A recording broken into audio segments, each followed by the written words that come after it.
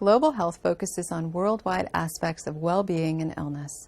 Global health problems transcend national borders and potentially more than one continent. There are many challenges to global health.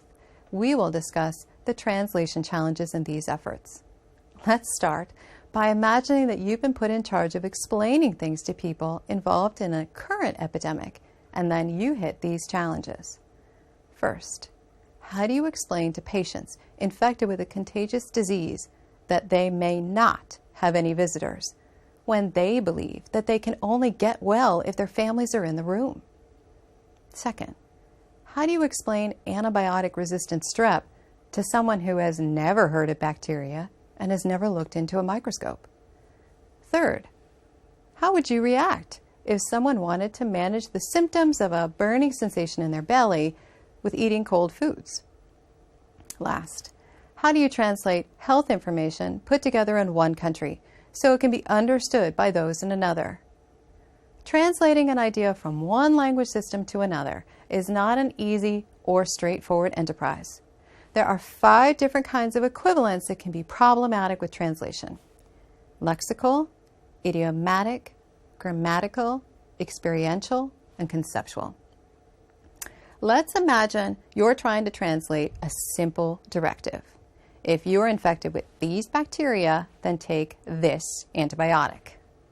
Lexical equivalence refers to dictionary meaning. Did you pick the right words when you attempted to translate the directive? History is full of examples of translation errors, even by smart, well-funded organizations.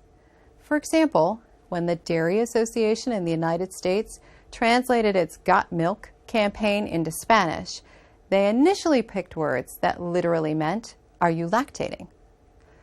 Idiomatic equivalence focuses on colloquial meanings in a given community. Even if the words are literally correct, they may have a colloquial meaning that is not what you intend. For example, a sporting goods store translated its French company name into English, creating signs that read "athlete's foot," which unfortunately is the idiom for a fungal infection in some English-speaking countries. Grammatical equivalence is when unintended meanings appear from how the words are put together to form phrases. For example, if a sign translated into American English says "specialist in women and other diseases," this suggests, grammatically, that women are a disease. Experiential meaning deals with the issues of translation due to lived practices and daily habits. For example, Gerber originally sold baby food in Africa using the same packaging that it had in the United States. The packaging showed a cute baby on the front and wrote out what was on the inside, such as displaying the word carrots. In Africa, due to low literacy rates, companies typically put pictures of what's contained in the package on the labels, which could have led some people to believe that Gerber was selling babies in a jar. Gerber quickly changed their packaging to include photos of the food, such as a picture of the carrots on their baby food. Conceptual equivalence is the most abstract and the most fundamental for translation. In global health, there is recognition of 3 broad categories of beliefs about illness: biomedical, personalistic, and naturalistic. Biomedical beliefs consider illness as resulting from abnormalities in the body's functioning and structure. Personalistic beliefs frame illness as the result of active intervention by a supernatural being, non-human being, or a human with supernatural powers. Naturalistic beliefs frame illness as the result of disequilibrium between hot and cold or other polar dimensions found in the universe like light and dark.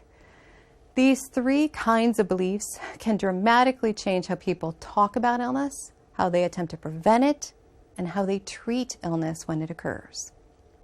Biomedical beliefs about illness support doctor-patient encounters in which doctors get a medical history and try to diagnose the abnormality in the body's functioning in order to fix it. Notably, biomedical beliefs do not appear in every country, and in countries with biomedical beliefs, not everyone believes in them.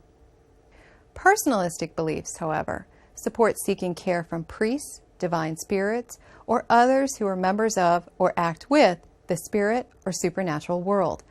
Being ill in this perspective can be viewed as the result of sinning against a higher power, which may be addressed or treated with faithful devotion.